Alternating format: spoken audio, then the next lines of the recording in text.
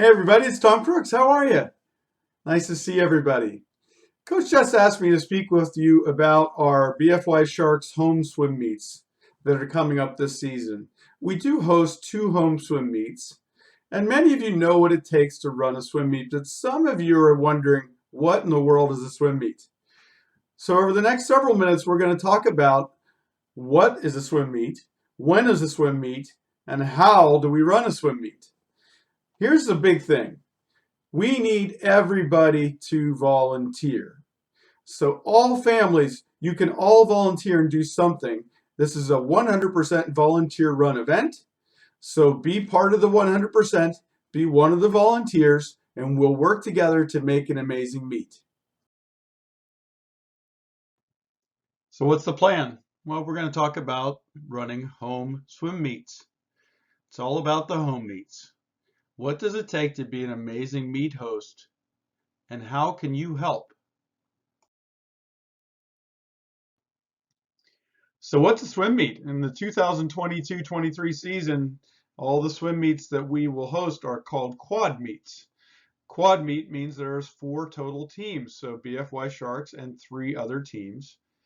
That translates into at least 150 swimmers, at least 250 adults and spectators, and that means we're going to need at least 50 volunteers to pull this off.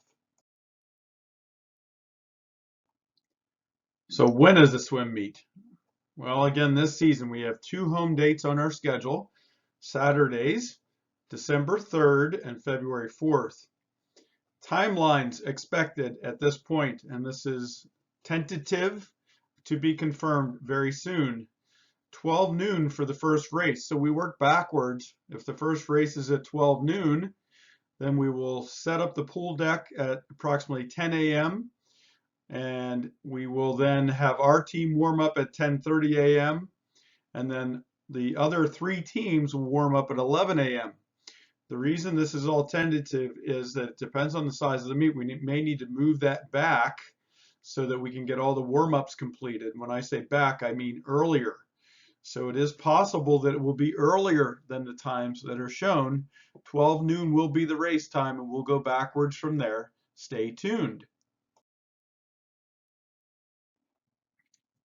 So the races start around 12 noon. We'll do our very, very best to make them start right as close to 12 noon as possible. If that happens, depending on the number of swimmers that we actually end up with, we would surmise that a 5:30 p.m. finish is likely. 5:30 p.m. is not a solid time, it's just an approximation. That is based on the number of swimmers we have, and we won't know that until right before the meet. So the number of swimmers and the number of events each of them swim and the speed with which they swim each race determines when the meet ends. When it ends, we're going to guess 5:30 here. It's going to take about an hour to clean up. So we'll clean up from 5:30 p.m. to 6:30 p.m. Again, caution, actual times will vary. It does depend on the number of swims. That will depend on the number of swimmers that attend, as well as the number of events that they choose. So it's not a solid time. These are just rough numbers to give you a great idea of approximately what the day will look like. How do we run a swim meet? Volunteers, volunteers, volunteers. I would have volunteers on there even more if I could. But we need volunteers. This is a 100% volunteer run deal. We're doing it with volunteers that will help us before the meet, volunteers that will help during the meet, and volunteers that will help after the meet. So we have a lot of work to do before the meet even starts. Most of it happens behind the scenes with setting up the lineups and creating heat sheets and a lot of other paperwork that goes into setting up the meet. And then we get to the meet itself and we have to set up the scoring table. That's where a bunch of electronics are. Then we set up the timing system. That includes putting the timing system in the water, connecting everything, making sure that it's ready to go. Then we have dozens of deck chairs for spectator seating that we have to move out of a closet and move onto the pool deck. Then we move into the gymnasium. In the gymnasium, we'll have to put some signs up, and we'll also have chairs to create for athlete seating. And then lastly, we have to decide about concessions. If we have enough volunteers, if we can get enough people to help, we would love to have some concessions also available. So if we have concessions available, we have enough helpers, then we can go ahead and try to sell some food. People get very hungry during a 6-hour swim meet, so it'd be great to have the opportunity to sell some food.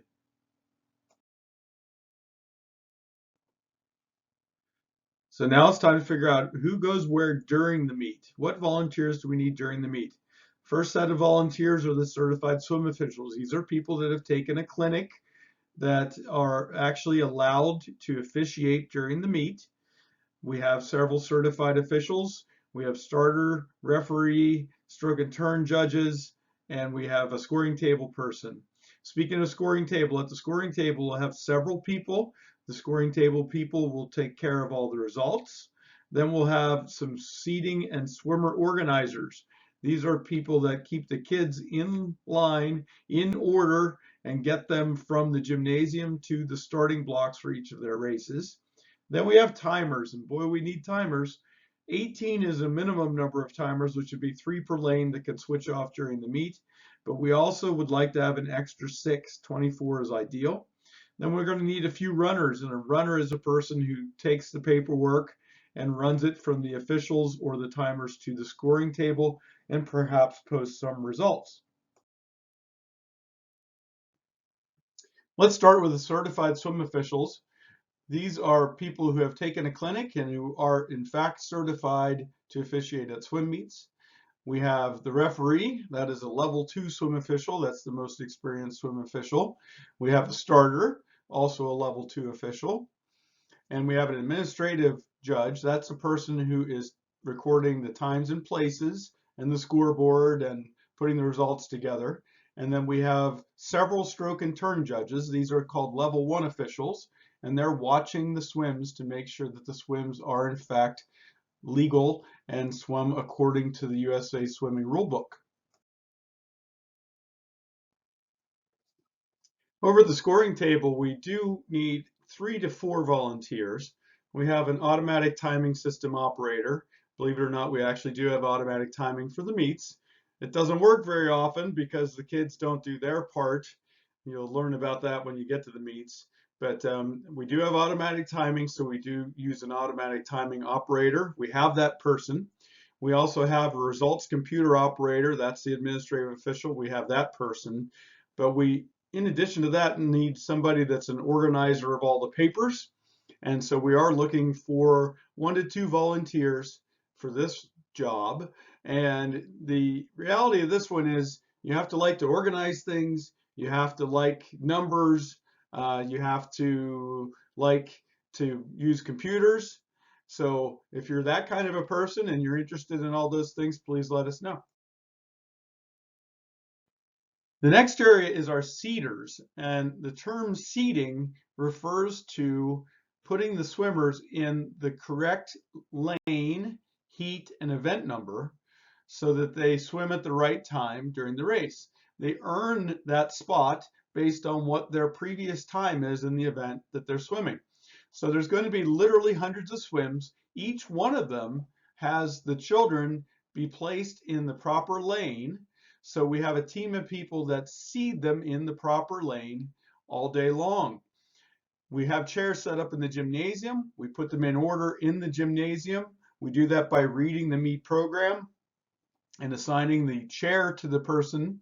And then once we move them out of the gymnasium, we will parade them into the pool area. So we need parade people. And then we need people that will make sure they stay in the right spot once we sit them on the bench in the pool area.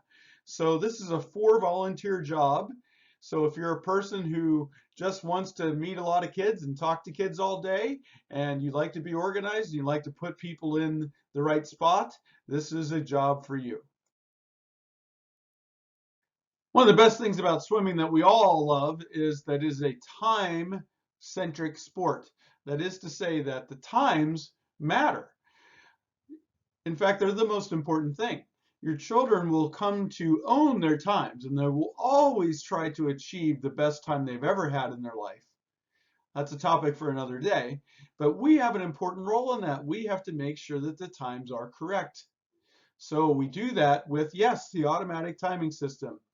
But quite frequently, as we said earlier, the children do not hit the wall hard enough, so the automatic timing system will not generate the actual time for them. That's okay. We have human backups. That's our timers. They have a stopwatch and they have a button, and at the end of the race, they stop the watch. And what we do then is we record the time on the watches every time. So that's the job of being a timer. Each timer runs a stopwatch. One timer also has a clipboard and is writing down things. The other timer has what's called a button, and that's an electronic way to also get the times. Like most jobs at the swim meet, they're not hard. In fact, it's a no experience necessary job to be a timer. You only need one digit. When I say digit, I mean finger. You need one finger to hit the start button and the stop button. That's it. So if you have one finger, you can use a stopwatch. You will get wet. You're standing at the end of the pool. The swimmers are taught to rush the wall at the finish. You're gonna get splashed, you're gonna get wet. By the way, that's good news because it usually gets really hot in the pool, so you'll like to get wet. You also, being at the edge of the pool, you're in the best position to see the meet. So we need 20 timers. We talked about 3 per lane. That's 3 times 6 is 18. We need 2 other timers that are called backup timers, which start and stop their watch with every race. So we're looking for 20 timers. Again, no experience necessary. The learning curve is very short. You will learn how to do it in approximately 3 events, which is about 12 minutes. And that will set you up perfectly to be a timer for the rest of your life. The runner, another great job, no experience necessary. You just have to like to walk around the pool deck. This person is going to collect papers from the timers and officials and run those papers to the scoring results table. Of course, they're not going to run because running is not permitted, so there will not be any running. But we will collect the papers, we will take them to the scoring table. If we're fortunate enough to be able to print results on meet day, you'll post those results on the wall in the gymnasium or in the hallway. How many do we need? We need at least 2, but 3 is really the best number. So be a runner. It would be great if we had everything covered on the pool deck. And if we did in fact have everything covered on the pool deck and we still had some people available that wanted to volunteer, then we could sell food, proceeds benefiting the team, helping to keep your fees low. That's a great idea. We could sell food. So we could add in the food sales. But if we're going to do that, we need somebody to organize the food collection. How do we get food? Who gives what? How's it taken care of from a food preparation standpoint? What do we do before the meet? What do we do after the meet to clean up?